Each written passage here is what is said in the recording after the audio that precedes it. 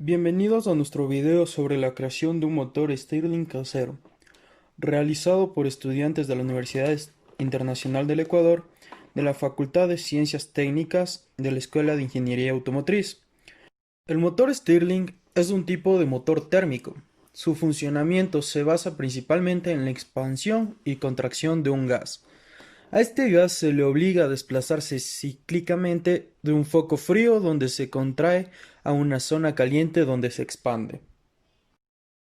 El motor Stirling fue inventado en el año de 1816 por Robert Stirling. El objetivo principal de esta creación era conseguir un motor menos peligroso para la máquina de vapor. Originalmente el motor Stirling se concibió como un motor principal industrial para competir con la máquina de vapor en la práctica. Durante más de un siglo solo se usó para aplicaciones domésticas y para motores de baja potencia. Actualmente se sigue investigando el desarrollo. El hecho de que solo necesite una fuente de calor externa le da una gran versatilidad, ya que este hecho le da la posibilidad de poder utilizar muchas fuentes de energía para su funcionamiento. ¿Cómo funciona un motor Stirling? Bueno, el motor Stirling se basa en un ciclo regenerativo termodinámicamente cerrado, con compresión cíclica y expansión cíclica del fluido de trabajo a diferentes niveles de temperatura. El ciclo Stirling es un ciclo de compresión y expansión de un gas. En este se utilizan dos niveles de temperatura que hace que haya una conversión neta de energía térmica en trabajo mecánico. Al igual que la máquina de vapor, el motor Stirling se clasifica tradicionalmente como un motor de combustión externa. Todas las transferencias de calor con el gas de trabajo se hacen a través de la pared del motor. En cambio, en un motor de combustión interna, la entrada de calor se hace por la combustión de un combustible dentro del cuerpo de fluido del trabajo. A diferencia de un motor de vapor, el motor Stirling cierra una cantidad fija de fluido en estado permanentemente gaseoso como lo es el aire. En cambio, en una máquina de vapor, el fluido de trabajo sufre un cambio de fase de líquido a gas. La variación de presión se produce en el cilindro del desplazador. El desplazador está en la zona fría. El calor suministrado en este punto gira el volante y el cigüeñal. Con ello se convierte la energía térmica en energía mecánica. El desplazador facilita el desplazamiento del gas hacia las zonas deseadas. De forma cíclica, normalmente el pistón y el desplazador están dirigidos por el acoplamiento mecánico en un cigüeñal. Estos elementos están montados con un desfase de 90 grados. Este desfase es obligatorio para un correcto funcionamiento del motor, de otro modo se reducirá la eficacia. La eficacia de este proceso queda muy restringida por la eficiencia del ciclo Carnot. Según el ciclo Carnot, la eficiencia depende de la diferencia de temperatura entre el depósito caliente y el frío. A continuación les explicaré sobre nuestro experimento casero de un motor Stirling. Como podemos observar, se encuentra conformado por dos latas. En medio de la lata superior se encuentra un alambre, el cual viene a ser el cigüeñal y el otro viene a ser el desplazador. Este desplazador se encuentra unido a un hilo de pescar, el cual está anclado a un pistón. Este sería el que permitiría el desplace del cigüeñal. A un lado tenemos un disco simulando el volante. Del otro lado podemos observar un codo de tubería 3/4, el cual está cubierto por un globo y anclado al cigüeñal que se encuentra en la parte superior de la lata. Este codo de tubería viene a ser la función de escape de este motor, permitiendo así las transferencias de calores al momento de ser realizado el experimento. Como pueden observar, al momento de las latas ser puestas sobre fuego y brindarle un pequeño impulso al disco el cigüeñal empieza a trabajar por sí solo, al igual que el desplazador. El desplazador lo que hace es empujarle debido a que el pistón por la transferencia de calor sube y baja, permitiendo que el desplazador realice el movimiento del cigüeñal. Y podemos observar claramente el ejemplo sobre cómo funciona. El rendimiento de un motor térmico es la porción de energía calorífica que es transformada en energía mecánica. Entendiendo que el calor es la energía que fluye entre dos focos en distintas temperaturas, podemos poner pues que donde W es el trabajo obtenido y QC es el calor que fluye del foco caliente al frío. El trabajo neto será debido a la expansión y compresión isotérmicas, puesto que durante los procesos isocóricos no se realiza trabajo. Para un gas ideal se calcula como.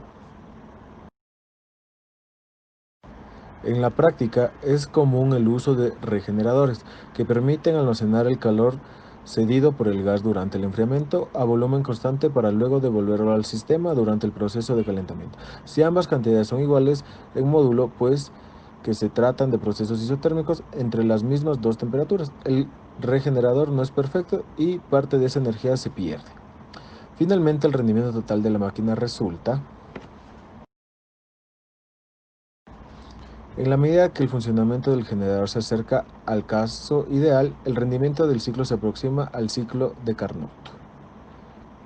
La idea evidente sería un motor con rendimiento del 100%, de manera que todo el calor se transformase en trabajo y nada se desperdicie. Sin embargo, existe un principio físico que demuestra que esto es imposible. Como es obvio deducir, para que el rendimiento sea lo más próximo al 100%, necesitaríamos llevar al infinito la temperatura del foco caliente, lo cual es imposible. Por lo tanto, nos tenemos que conformar con rendimientos menores al 100%. El motor de Stirling, al menos en teoría, es capaz de alcanzar este rendimiento máximo. Es ahí donde radica su verdadero valor.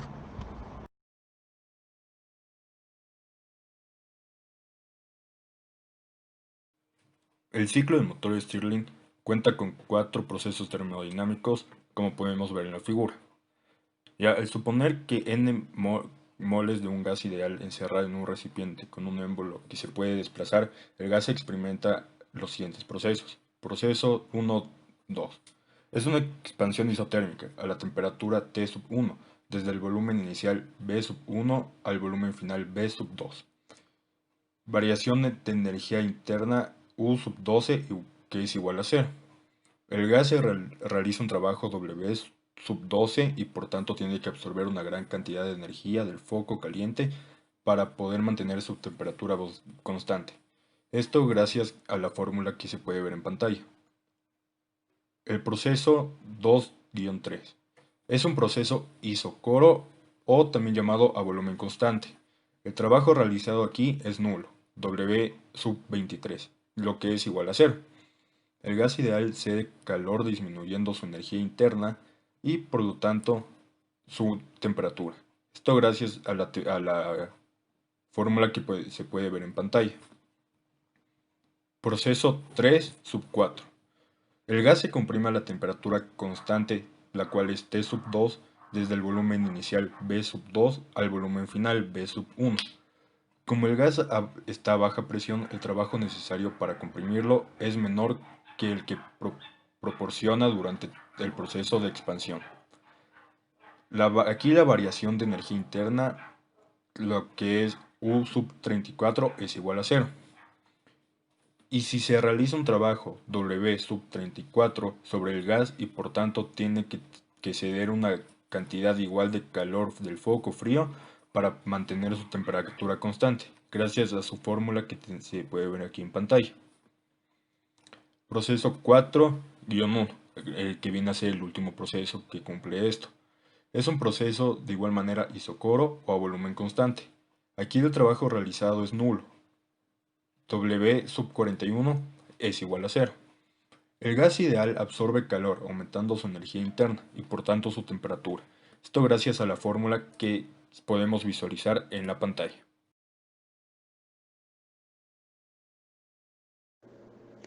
Una de las tecnologías más revolucionarias para generar energía es por medio de la generación heliotérmica, que genera energía a través de una fuente de calor. Por lo que, para explicar el diagrama TS, temperatura-entropía, toca repasar el significado del proceso isentrópico, en el que la entropía del fluido o gas permanece constante. El diagrama posee validez universal, ya que se basa en dos propiedades fundamentales. Por un lado, la temperatura, establecida mediante el principio cero de la termodinámica. Y por el otro lado, la entropía, definida a partir del segundo principio. Por ello, un ciclo Carnot se representa de la misma forma en un diagrama TS, independientemente de que se trate de un gas ideal o de un ciclo agua y vapor,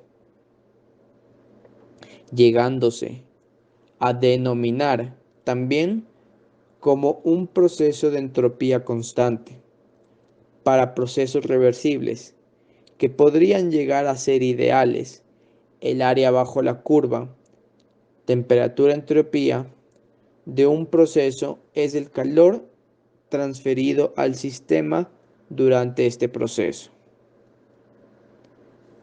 Un proceso isentrópico se representa como una línea vertical en un diagrama temperatura-entropía, puesto que en el diagrama TS la temperatura corresponde al eje de las ordenadas. En un proceso isentrópico se representaría como Y es igual a entropía.